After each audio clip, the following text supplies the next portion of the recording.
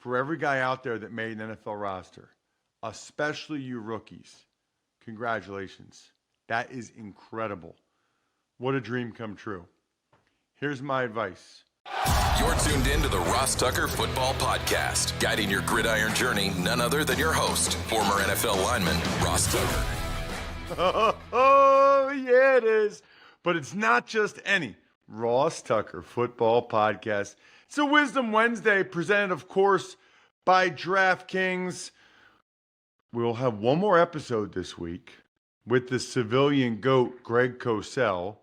Hopefully, I'll remember to find a spread the word winner via social media, either at Ross Tucker NFL, at Ross Tucker Pod. Engage in any way, and I'll send you the press pass signed of your choice. The sponsor confirmation email winner, take advantage of any of our sponsors. In fact, make sure you're listening because there's a couple of sponsors in particular. You take advantage of their offers, you're automatically entered to win a copy of Madden. And then the YouTube shout out, youtube.com/Ross Tucker NFL. More and more people listening or watching or whatever on YouTube. Just subscribe and then make a comment to automatically be entered for me to send you a video, which I love doing. Shout out today to Sean Harrington. He's the latest patron. Patreon.com/RT Media. Welcome to the family, Sean. Very excited about today's guest for a lot of reasons. Annie Agar, I think most of you know her. We'll talk about her and talk with her momentarily. What you need to know is that Smirnoff is the perfect vodka for crafting delicious cocktails that are easy to make and versatile for any and all fans over 21. It's the world's #1 vodka, and how about this? Official vodka partner of the NFL. Grab a bottle of Smirnoff at your local retailer and head to Smirnoff.com to find recipes of delicious cocktails perfect for game day.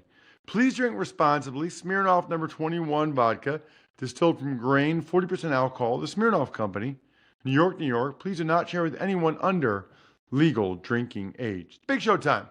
The Big Show. As promised, happy to be joined now by Annie Agar. I think everybody listening, or certainly those watching youtube.com/Ross Tucker NFL, is familiar with her work.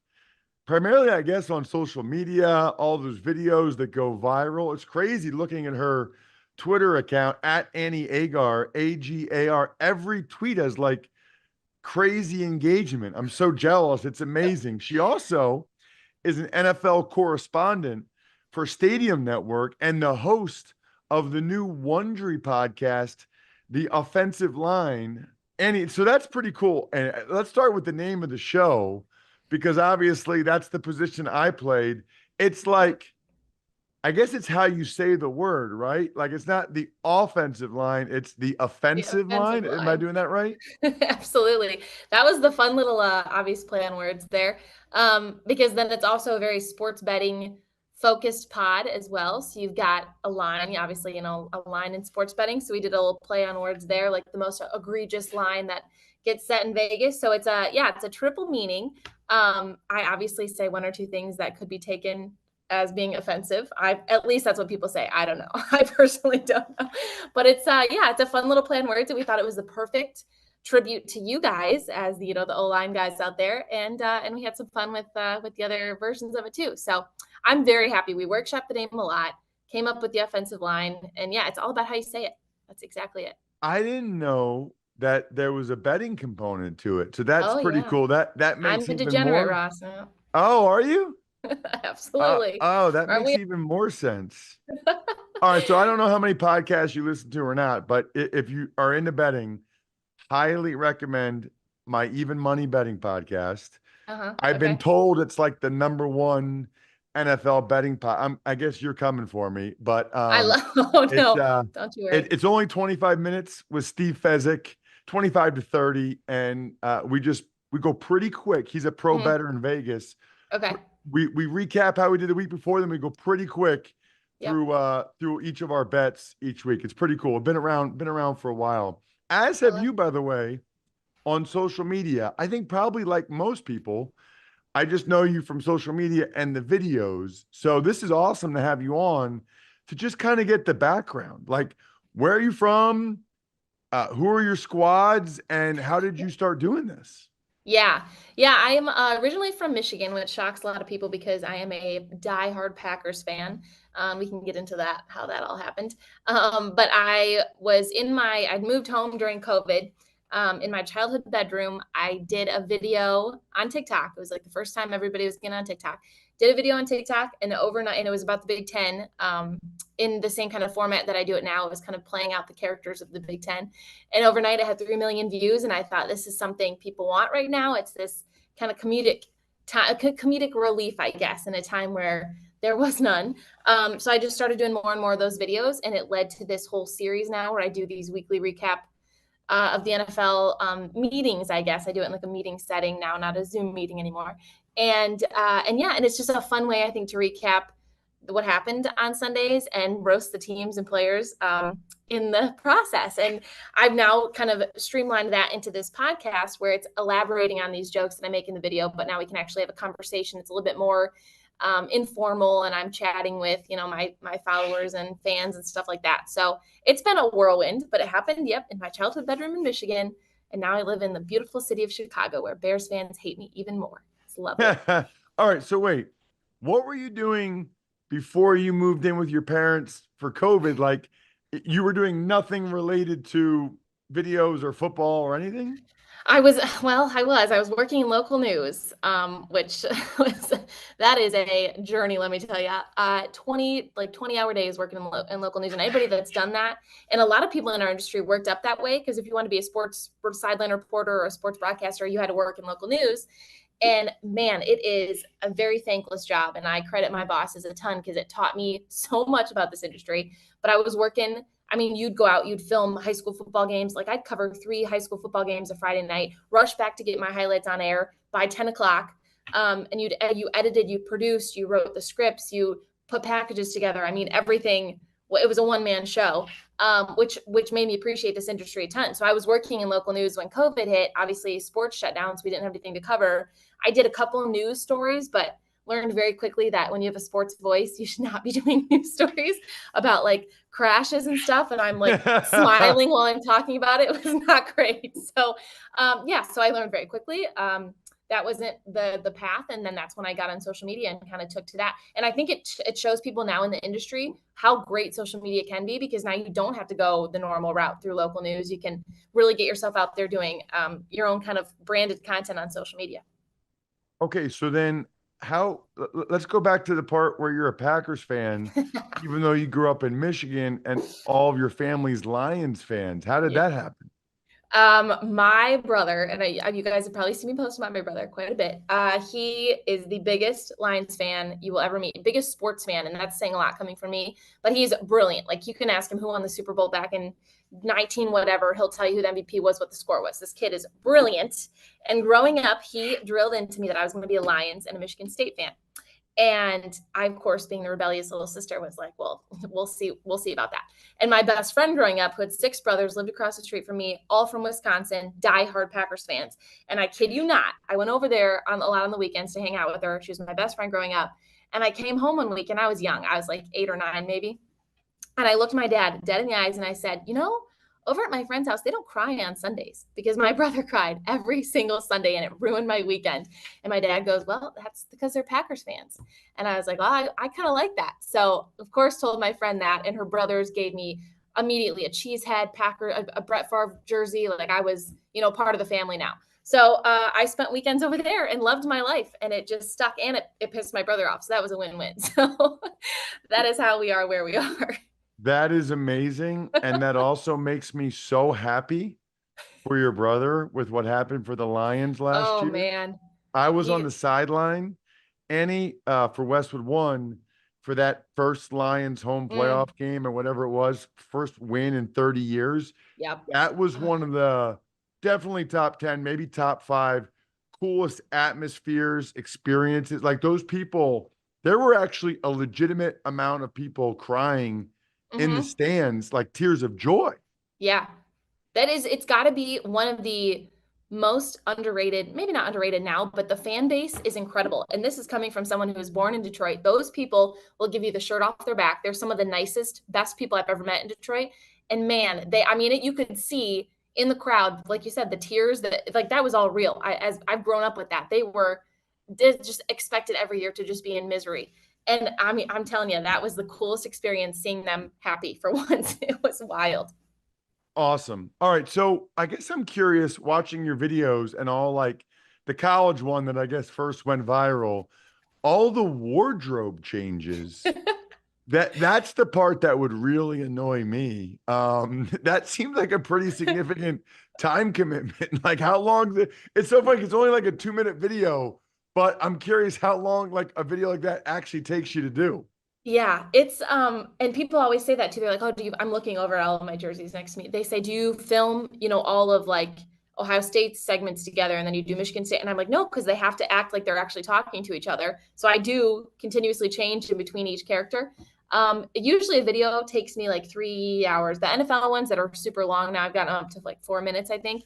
They take like 3 or 4 hours to film. And that's not editing, that's just the filming process. Editing is a whole other story.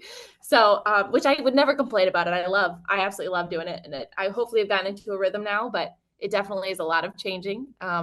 Yeah, a lot of trying to figure out if I'm looking the right way with one character to talk to the other character. And yeah, it's a process. Oh yeah. You got to make sure you're looking at the person Yeah, that was talking to you before.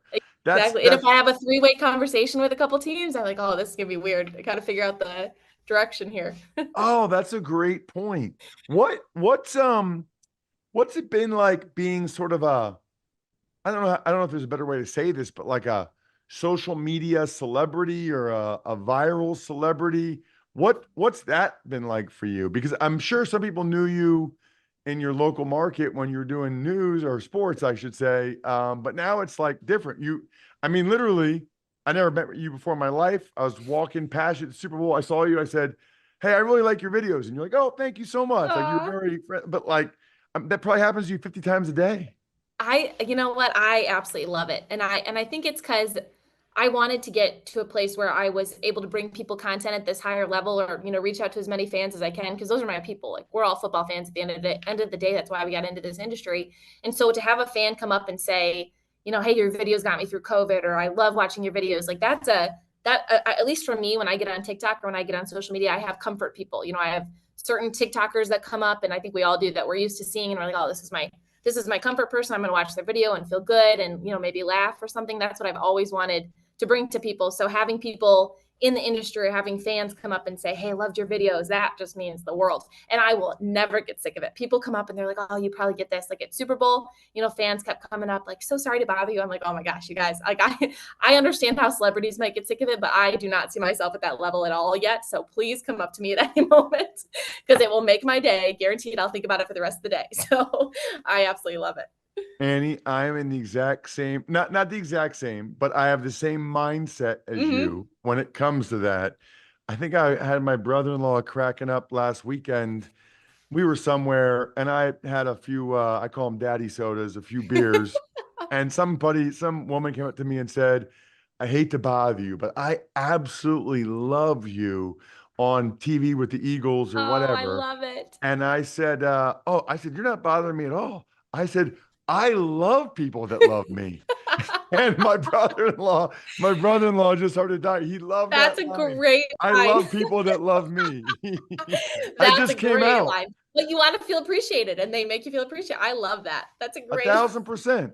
All right. So I don't need to talk numbers, but I think people would be curious to know how you go about monetizing your content. I mean, if you're putting 3 or 4 hours into these videos, Mhm.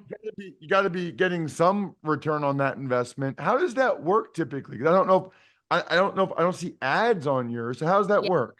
Yeah, I'm very thankful to Stadium and the full time. So Stadium's my full time job, so I'm really appreciative that they allow me to get paid that way, so that we don't have to throw ads onto the videos. And we've talked about possible sponsorships for the videos, but I want them to be as organic as possible. And sometimes when you get a brand involved, and we do a lot of brand deals too, so that's a lot of the a lot of my monetization comes from that as well. But when you involve brands, sometimes they won't want you to include this joke, or they want you to keep it a little bit cleaner. And I just want people to know that the jokes are very, like, I don't hold back. And I think that's what makes the videos funny, is that it walks a fine line of, oh my gosh, did she really just say that about this guy? And obviously I'm respectful to the players and stuff, but I don't want any limitations on the videos to make them, maybe not as funny. And that's why we kind of stayed away from maybe a little bit bigger networks for the time being, because, then they have more control over the videos. So yeah, so I've been really lucky that everything worked out, or very blessed, maybe not lucky, but very blessed with how everything worked out, that I have this full-time job. I'm now able to do this podcast with a great, company with Wondery, like you said, with Amazon is so great to not limit my jokes either. So for now, they are, as offensive as we can get them without crossing a line. So yeah. So, and then we'll try to keep ads off of them for as long as possible. That is awesome. All right. So about how long is the show? Obviously, you said you say some offensive things and you talk about the betting line. So kind of give me like the breakdown of the show itself. Yeah, the show is about 35, 40 minutes. And kind of like you said with your show, you try to keep it condensed because there's so much sports betting knowledge thrown. Not even now. I would not say that I put out knowledge. If you guys saw my betting slips a lot of the time, there's no knowledge involved. That is all luck. But it's a lot of just, hey, this is what we're betting this week. Especially when the games start happening. I mean, that's going to be, parlays all the time. And so I'll try to just kind of get that information out there, and then we'll elaborate on that a little bit. And the show opens with more trending topics in social media because, I consume so much social media, as I'm sure you do too. People that are in the sports industry, we have to be on Twitter/X all the time. We're on TikTok all the time. So I want to condense that down to people so that they don't have to feel like they're scrolling through social media. They get the condensed version of what's happening and trending in social media. And then we go to the sports betting a little bit, and there's, humor and jokes thrown in there, hopefully. And yeah, short and sweet, and hopefully get you your info from that previous slate of games.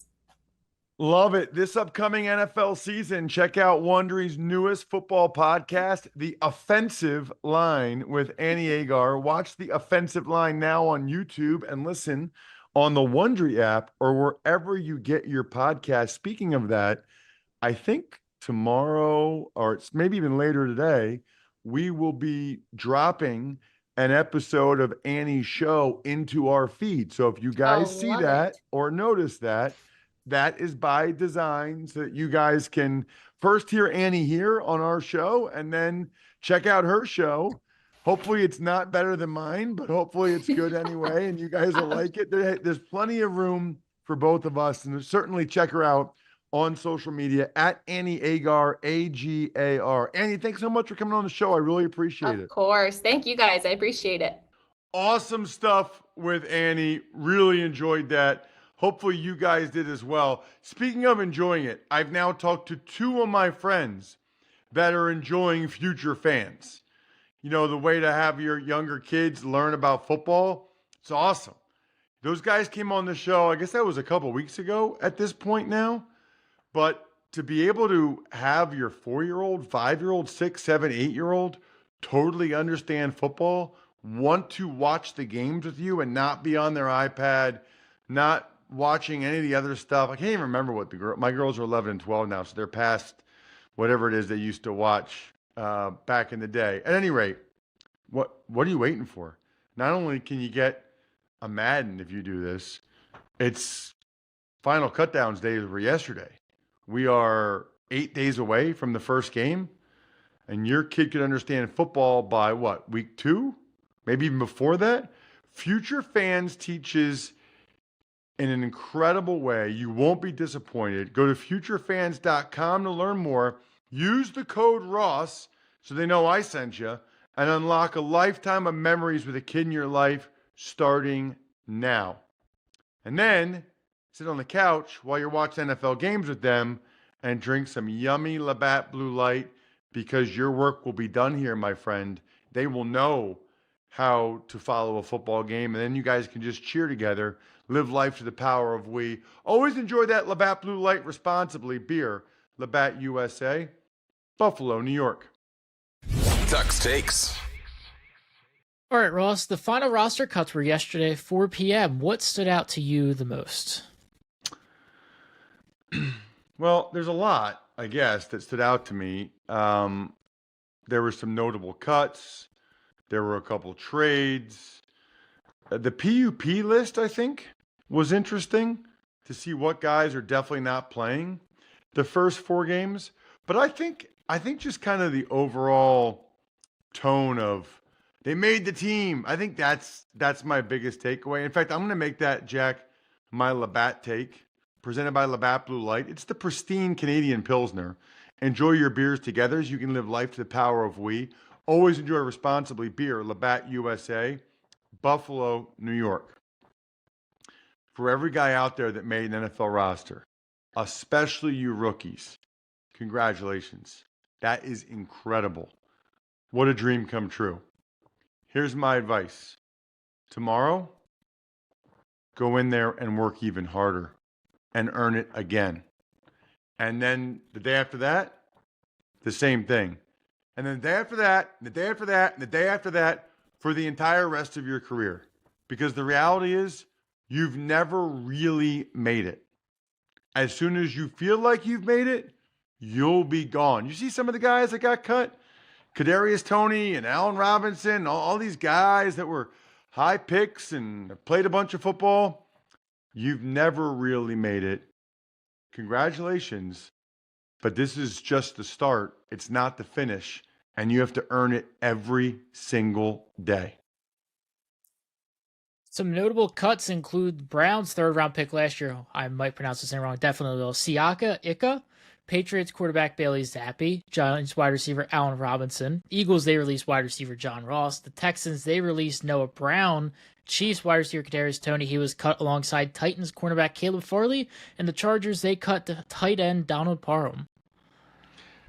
Siaki Ika. I mean, you got both wrong. You got the first name and the last name wrong. That's hard to do. There were a lot of other notable guys that got cut. The one that jumped out to me the most out of all those is Noah Brown. Noah Brown had a really good year for the Texans last year. Jack, they gave him $4 million on a one-year deal, $3 million fully guaranteed, $1 million signing bonus. So, I mean, they got a lot of receivers, but wow, that jumped out to me for sure. And I'll say this too: I don't like dive into every team's cuts, that closely. I haven't looked through the whole list yet, but I love the fact, and I said this in my Ross report where I talk about the Eagles on social media at Ross Tucker NFL. Absolutely love the fact that guys like Darian Kennard and Thomas Booker made the Eagles 53-man roster. Exactly nobody thought going into training camp that they would make the roster, Jack. Nobody. This is what it's supposed to be about. You're supposed to have to earn it. And those guys did it. I hope every team's like that. It's not always like that. Some teams keep draft picks just because GM doesn't want to look bad. Love it. Love the Eagles. Look, Chris Ballard cut 3 of his draft picks. Tip of the cap to Chris Ballard. That's a GM that's not insecure, and he knows what really matters is having the best roster, not saving the face with a couple of late-round picks. Some transactional notes. The Rams, they trade linebacker Ernest Jones to the Tennessee Titans. The Cowboys, they send tight end Peyton Hendershot to the Chiefs. Titans, they trade quarterback Malik Willis to the Packers for a 7th-round pick. And some contract news. Wide receiver CeeDee Lamb, he gets a huge 4-year, $136 million year, $36 million signing bonus from the Cowboys. Never really know what to say about huge contracts like that, other than congratulations for CD. We knew this was going to happen. And Cowboys fans, just know with the $34 million a year, you're probably paying somewhere between $2 to $6 million more per year than you needed to because you waited this long. So congrats, I guess. I don't know. I don't know why that's their philosophy. The most interesting trade, I mean, Ernest Jones has been a good player for the Rams. That helps the Titans. And the Packers cut Sean Clifford. So Malik Willis appears to be immediately their backup running back. I mean, backup quarterback, I should say. Browns running back Nick Chubb, he's going to stay on the PUP for at least the first 4 games of the season, just like Panthers running back Jonathan Brooks, Vikings tight end TJ Hawkinson, and Eagles safety Cindy Brown, amongst some others. Right, there's a bunch of them. There's a bunch of guys that'll be on PUP for the first 4 weeks. Other things that jumped out to me, Jack, would be Browns D tackle Mike Hall going on the commissioner's exempt list. That was a second-round pick. They were hoping to get some interior pressure from him. The Chiefs signed Juju Smith-Schuster for the minimum salary. Just wild. $7 million fully guaranteed from the Patriots this year, and they'd rather cut him, and the Chiefs get him for the minimum, which is amazing. Then there's some other business stuff like the NFL allowing private equity firms to purchase limited stakes. Maybe we'll talk about that with Greg, which, by the way, Greg might be a little bit later than usual on Thursday. Could be Friday. Stay tuned. I think we're done here. Thanks for tuning in to the Ross Tucker Football Podcast. Make sure to also check out Even Money, Fantasy Feast, and College Draft, all on the DraftKings Network on Samsung TV Plus, YouTube, or subscribe to the podcast on your favorite platform. Shout out myfrontpagestory.com. You guys know how much I love it. Best gift ever. How about Pizza Boy Brewing? I will be there next Monday. What is that? September 9th, first Monday night of the season. I'll be at Pizza Boy Brewing at least 6 to 8 p.m. Eastern time. You guys better be there as well. Sporticulture, humanheadnyc.com, backofficeschedule.com, and the aforementioned